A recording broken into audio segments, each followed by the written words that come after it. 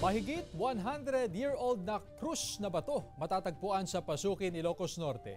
Ating pasyalan sa ulat ni Gab de Luna. Dinarayo na ng ilang deboto ang krus na bato na matatagpuan sa Poblasyon 3, Pasukin, Ilocos Norte habang papalapit ang mahal na araw. Mahigit 100 taon na raw ang krus na bato ayon sa 94 anyos na caretaker na si Lola Visitacion Purisima. Taong 1940 raw nang buhatin ito pababa mula sa isang bundok sa bayan ng Vintar. Ginawa naman ito ng lagakan para sa mga deboto sa paniniwalang dinidinig nito ang kanilang mga dasal. Isa ito sa mga dinarayong pilgrimage site sa bayan. Idi unan hakit kasla pelang medyo anja pelang mamati ko nakmanlangan. Yung gapot idi ko na tutum umay. Idi ko na da nakakita deta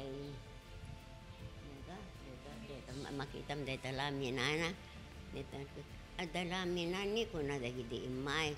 Titimat ko nakit. Aywan ni ko nakmatahang. Malaki naman ang paniniwala ng mag-asawang sina May at William Ragindin sa krus na bato. Kaya araw-araw daw nila itong binibisita upang mag-alay ng panalangin. Wala kaming araw na hindi pumupunta dito kasi nga papasalamat sa mga bigay ng Panginoon.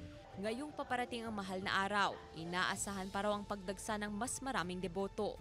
We are very happy to promote our cross na bato kasi marami nang dumarayo at